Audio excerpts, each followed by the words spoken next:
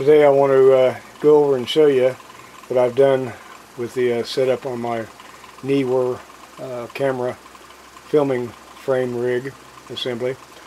I've watched about every YouTube video I think that exists on the assembly of these things and different options and accessories and combinations, and it's just absolutely endless. But the base of the Neewer frame is perfect to work off of. I wouldn't recommend anything else but Neewer.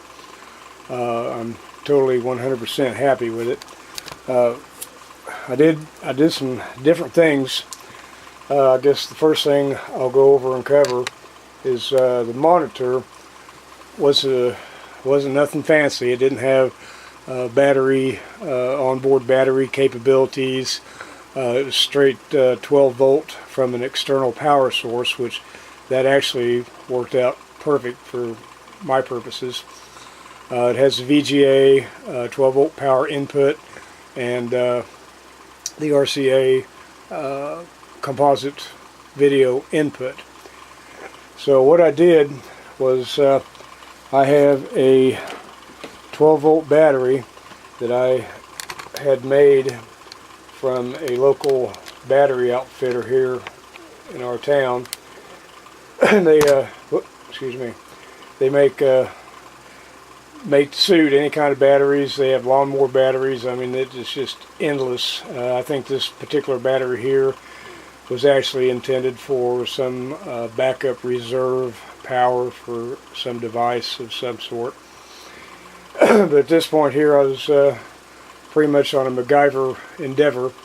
What I did was I bought a car 12 volt adapter assembly, which has a USB on the end of it here, which actually puts out 5.41 volts out of the USB, which charges phones, and your phones are 3.7 volts on the battery usually, and as long as you stay within the parameters of a volt, half a volt or so, you're actually pretty good and safe. You just kind of have to watch your milliamperes that you have on hand.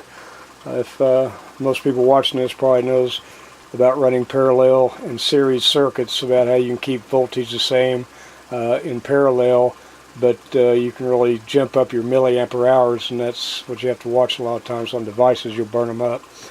So back to the monitor. What I did on the monitor, this was right at about $46 on Amazon, and like I said, it did not have any, I need to get the power plugged in, did not have anything as far as the normal stuff we're looking for, the headphone out jack, nothing. It was bare bones. It had the VGA and the RCA composite video in and 12 volt input. So what I did was I actually took the charger that came with the monitor and the cord. This was actually one assembly, and I cut this in half. I wired the charger in line with the spliced end of the power cord. And yes, excuse my tape, this is a mock-up experimental thing. Once I get everything I need, the shrink tubing, I'll have a new wiring harness made up, but for demonstration purposes only. So I'm able to plug the charger in, which is in line still with the power tip that will go back into my 12 volt battery. So I can recharge my 12 volt battery without having to do a lot of major switching around with things. This unit did have an HDMI, but as you know, the HDMI will not run during recording. Rather, it will run during... you can't record while you have your HDMI plugged in. That's what I meant to say. So what I did was I have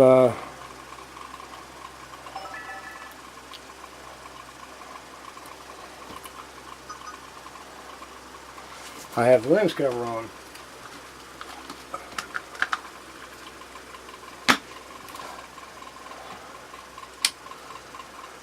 So this is my monitor there, and it's plugged directly into the AV out on the Canon HR70 camera that I bought. Originally, what I'm recording off now is a JVC GZ306, and it did not have a microphone input on it, for the whole reason why I had to redo everything. So that's what I'm recording off today. I'm sure the audio is just what it is coming out of the two front stereo microphones, but it is what it is for today's purposes. So the monitor runs still like it's supposed to, directly into the AV out of the Canon camera right there, straight up there, and the 12 volt that is external power comes from my battery pack, which I have power for days on this battery pack. I didn't want to have to keep fighting lower capacity battery packs and units while I'm out filming, and the way I've got this set up, I could film for 2-3 days straight without ever having to charge that 12 volt battery. So the microphone section, and I have incidentally, I have the monitor set up to where while I'm filming,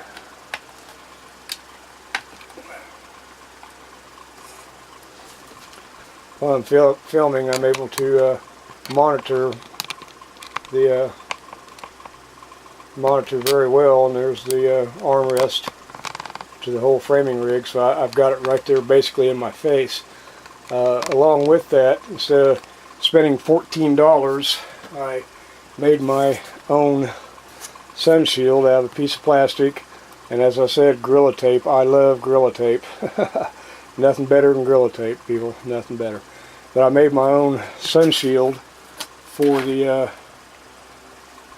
monitor, and I will get a piece of Velcro when I'm completely done with this, so that won't flop around. But I mean, it serves the same purpose for free rather than spending $14.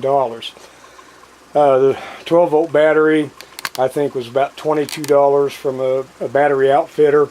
They actually have all different kinds of sizes of batteries, large and small, lawnmower, whatever, and I'm sure you have a battery outfitter in your city somewhere. They're pretty common. We live down here in the Midwest out of Joplin, Missouri, and we have one. So, but there's a number of things you can do to make a power pack, a 12 volt power pack, regardless. So that pretty well takes care of the monitor. As far as the microphone section, I bought a Takstar, as you see on all of them videos, Takstar microphone, which is a fantastic microphone. I couldn't have anything better to say about it. And what I've done, I have a Y splitter that comes off the mic input on the Canon camera, and it runs up here to the top. I have the boom mic plugged in to one leg of it, and the other little jewel here I ran into a problem was, since the monitor did not have a 3.5 audio out on that so I could monitor the audio while I'm filming, kind of became a problem.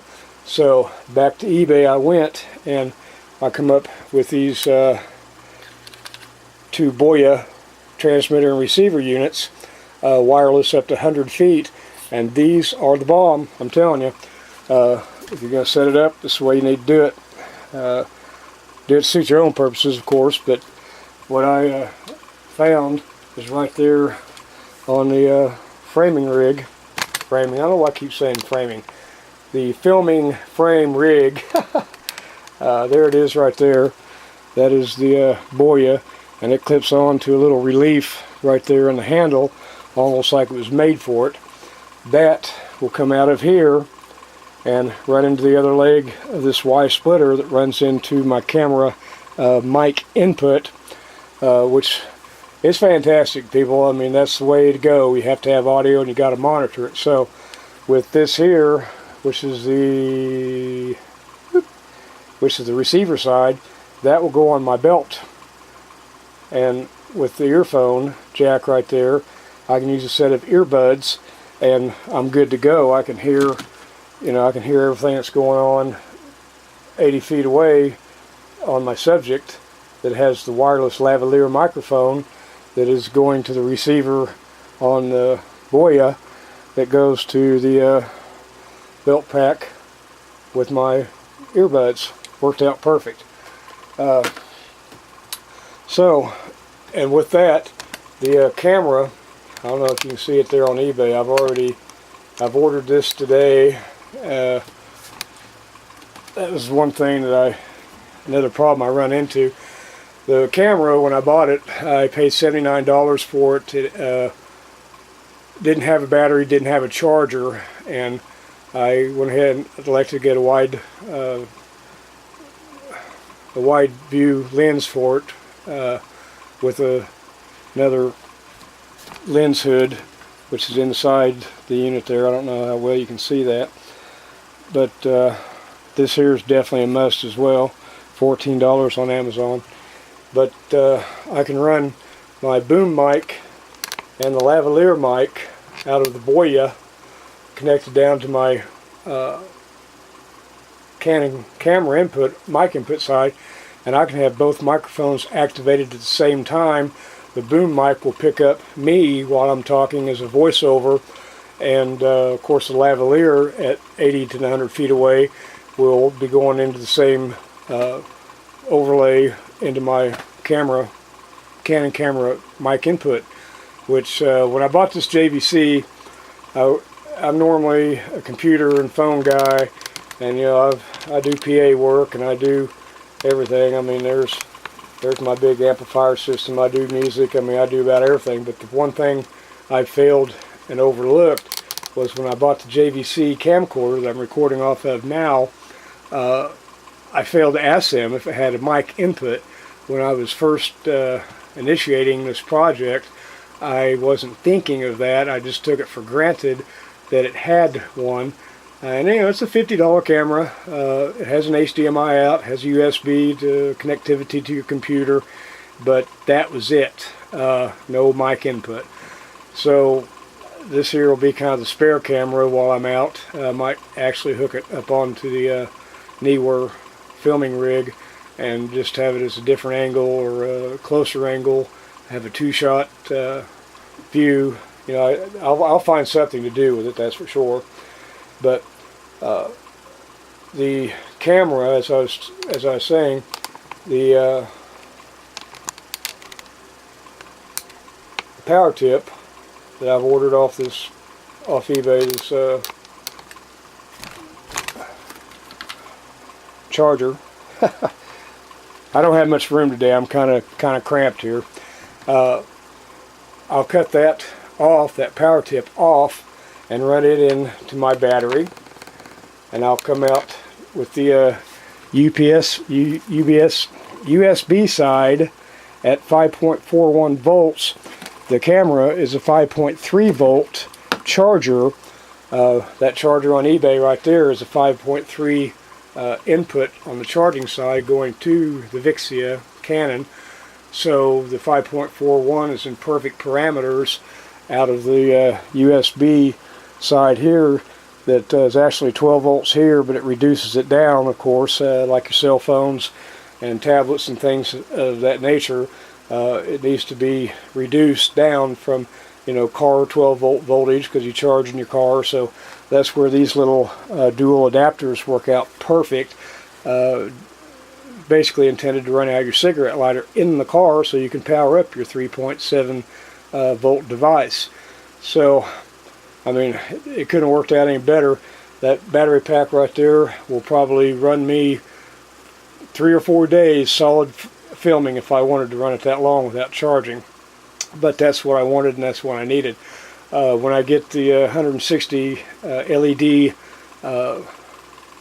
spotlight, the filming light for this, and get it assembled, it will run out of the other USB connected to the battery, and you know, I'm sure it's either going to be a 6 to 12 volt, either one.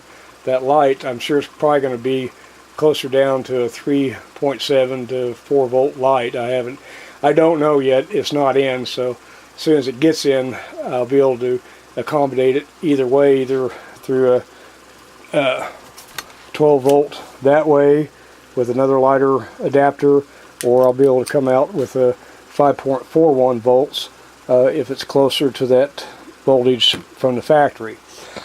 So basically, I have one battery. I don't have to buy another heavy-duty big external battery for my Canon at $36 that I'm going to have probably only 2.5 to 3 hours maximum charge time on it. I don't have to have 2 or 3 batteries at $36 a piece for the Canon extra life battery. Everything will be powered directly out of my 12 volt unit off my belt pack. The belt pack, I just took the Gorilla Tape, there it is, Gorilla Tape. I did put a fuse in it. Let me get it over here. Where's that? I'm trying to look at the viewfinder and the battery at the same time here. Well, there it is.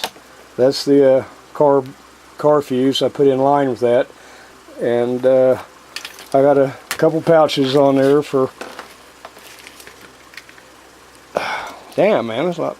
There, got a couple pouches for accessories or whatever I might need, but I don't have to carry around a lot of batteries. I have one battery for all, and it can run, like I said, right off my belt pack, right off my belt, out of the way. Super, super, super, super nice. I'll get a better wiring harness made up here as soon as I get some shrink tubing in and some jacks and some female jacks. I was kind of short today. I do a lot of projects, but 2 pouches in the battery pack on just a little nylon belt. You can use about anything you want to do. But the Neewer framing, I don't know why I keep saying framing. The Neewer filming frame rig is probably the best thing I've ever seen for a gimbal or a you know, stabilizer for everything. I'm happy with it. I'm anxious to get out and start doing some filming. I'm, like I said, waiting on the power tip off the other Canon Vixia AC charger to take off of that to, I don't know, trying to think how they say that, cannibalize the charger. I love the MacGyver element. There's nothing any better than it. But so that's what I've got for little money. $59 for the filming rig, $26 for the Takstar microphone, and incidentally, that Takstar microphone is the bomb. That's probably the best microphone for 26 bucks you can get or that you'll ever need. For my purposes, it's just fine. It also picks up my voice while I'm holding the filming rig.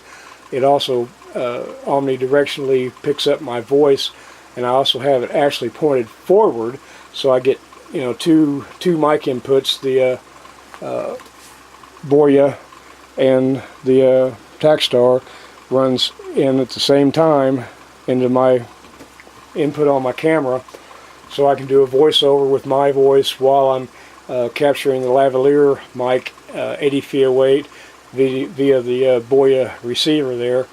It just works out good for my first little rig. I've got everything I need on it. Everything's just like it should. Watch your voltage on things. Your camera voltage about 5.3.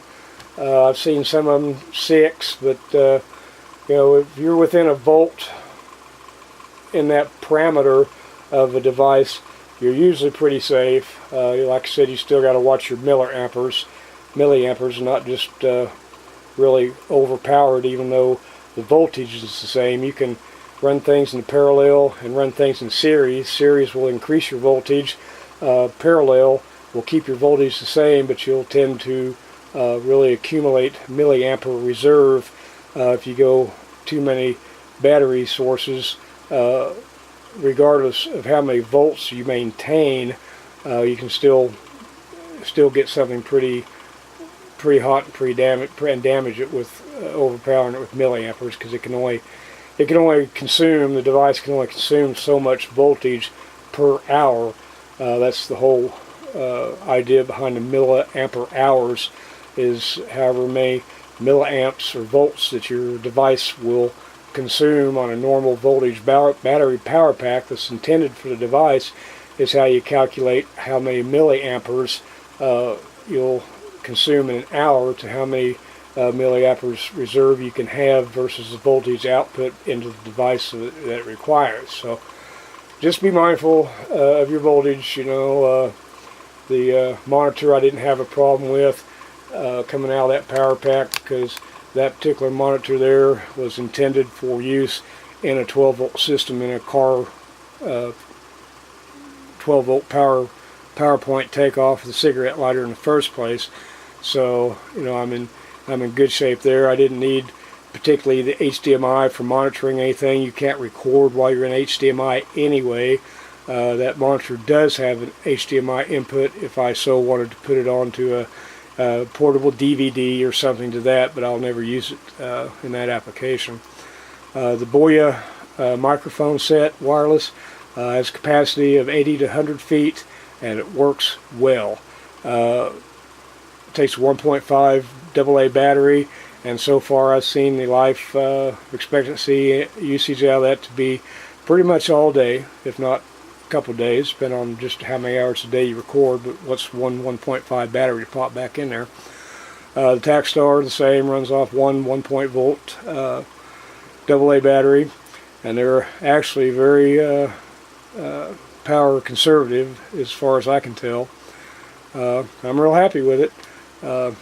I'll find another application for my JVC that I'm recording off of now, maybe as a secondary camera on there, as a closer shot to a farther away pan or something that I get out of my camera, Canon camera that's on there now. I wound up having to buy 2 cameras before I figured out that I needed that mic input. That is probably the most important element on recording, is to have that onboard audio without it being, inaudible, too far away or such. So the lavalier mic will be in system with the Boyas. The onboard boom mic picks up my voice and different parameters of distance, where the lavalier 80 feet away, so I've got a good combination there. Monitor was $46 on Amazon. It's a Cooler Tech, which is some Japanese device, I'm sure, but it seems to work well just in regular composite view. The Boyas are $66.90 off of Amazon. The wide-angle lens for the Vixia in particular was $14, which that was a definite must. The wide-angle view really increased probably 3 foot on each side of the viewing area, which was just perfect. So that's about it. I think I've got $300 maybe tied up in this whole rig. The Canon camera, normally I was noticing they were about $234 to $300. I got a good price at $75 on mine. It didn't have a battery or a charger with it, that's why it was so cheap, or memory card.